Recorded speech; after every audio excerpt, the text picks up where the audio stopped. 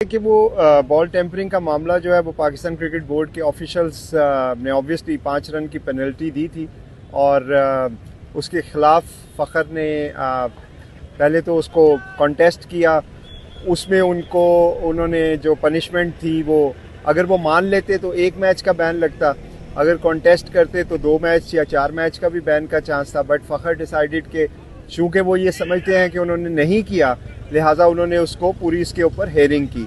उसकी जब हेयरिंग हुई तो उन्होंने जो वीडियो दिखाई वो वही वाली वीडियो थी जो मेरा ख्याल में सोशल मीडिया पे भी अभी काफ़ी वायरल है, वो 3 सेकंड वाली जो वीडियो मैच की फुटेज है। उसके अलावा कोई फ़ोटो या वीडियो तो एज सच, क्योंकि मैं हेयरिंग्स में था, कुछ नहीं दिखाई। वही एक वीडियो है। फ़खर का ऑब्वियसली ओपिनियन ये है कि उन्होंने नहीं किया, बट मैच ऑफिशियल्स ने इसको रिजेक्ट किया। उसके बाद वो अपील में गए। अपील में भी उन्होंने अपना जो मौक़िफ़ था वो पेश किया, बट अनफॉर्चुनेटली अपील में भी उसको रिजेक्ट कर दिया गया। तो जो फैसला हुआ उसकी रिस्पेक्ट करनी पड़ेगी हम सबको, क्योंकि वो पाकिस्तान क्रिकेट बोर्ड के ऑफिशियल हैं, मैच ऑफिशियल हैं। मैंने पहले भी कहा था कि गेम की रिस्पेक्ट सबसे बढ़ के है, बट ये किसी इंसान का हक है कि वो किसी फ़ैसले से मुत्तफिक हो या ना हो, और फ़खर इस फैसले से मुत्तफिक नहीं।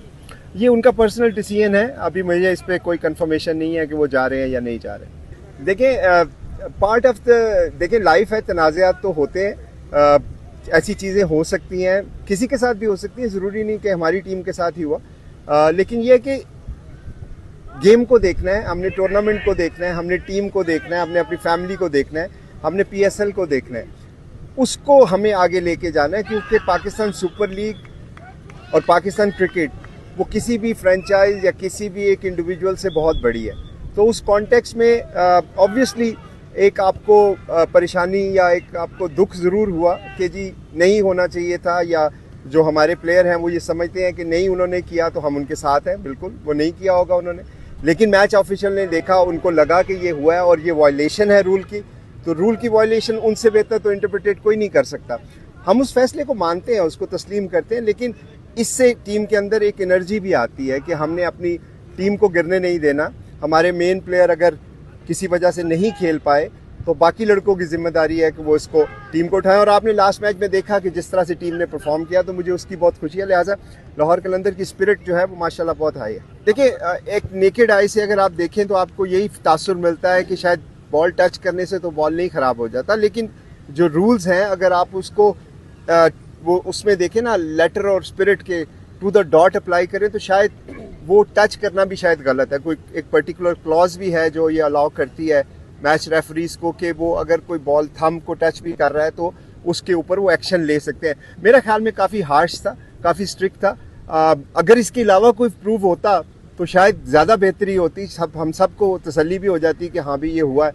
लेकिन जो प्रूफ हमें दिखाए गए, और बाकायदा हमने रिक्वेस्ट भी की कि अगर इसके अलावा कोई प्रूफ है तो वो भी दिखाए जाए, वो हमें नहीं दिखाए गए। जो रूल्स हैं अगर आप उसको वो उसमें देखें ना, लेटर और स्पिरिट के टू द डॉट अप्लाई करें, तो शायद वो टच करना भी शायद गलत है। कोई एक पर्टिकुलर क्लॉज भी है जो ये अलाउ करती है मैच रेफरीज को कि वो अगर कोई बॉल थंब को टच भी कर रहा है तो उसके ऊपर वो एक्शन ले सकते हैं। मेरा ख्याल में काफ़ी हार्श था, काफ़ी स्ट्रिक्ट था।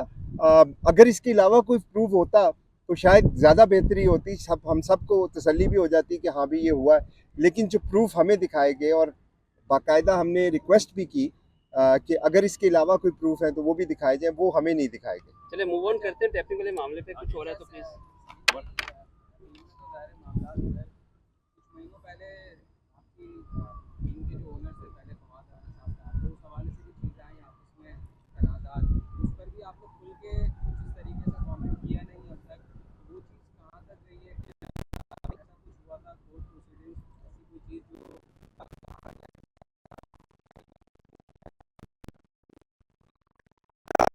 इसको फॉलो किया हो तो वो आर्बिट्रेशन का फैसला था।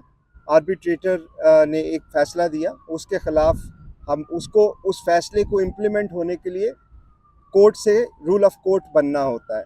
उसके आपके पास उसमें अपील का हक होता है, आप उसको कॉन्टेस्ट कर सकते हैं।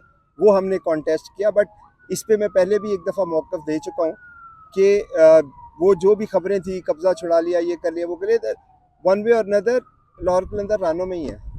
फैजान फैजान फैजान फैजान थोड़ी सी रौनक पीएसएल की मान पड़ी हुई है क्राउड ना होने की वजह से। पिछले दिनों एक साथ तमाम टीम माकान ने ट्वीट किए थे कि अपील की थी, क्या उस पर कुछ रिस्पॉन्स आपको मिला है? कुछ आपको ऐसी वाइब्स मिल रही है कि कराची के लैग में शायद क्राउड अलाउ हो जाए? दूसरा, आज सुबह एक साबका ओनर अली तरीन ने एक ट्वीट किया कि पीएसएल में इस बार ओनर्स को बड़ा स्ट्रगल करना पड़ रहा है स्पॉन्सरशिप और माली लिहाज से उस तरीके से फ्रेंचाइजेज अपने आप को सिक्योर नहीं कर पाए।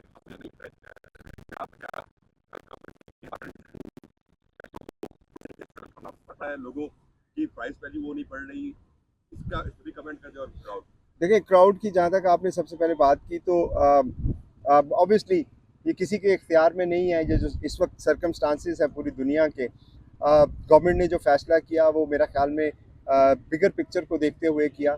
हमें भी अच्छा नहीं लगता कि बगैर क्राउड्स के जब खेलते हैं, स्पेशली लाहौर में जब खेलते हैं तो हमारा तो 12th मैन होता है क्राउड। तो जो भी मैच होता है उनमें हमारे पास एक्स्ट्रा मोटिवेशन होती है। But I think safety, security और जो ऑस्टेरिटी ड्राइव है प्राइम मिनिस्टर की, उसको हम सबको फॉलो करना है।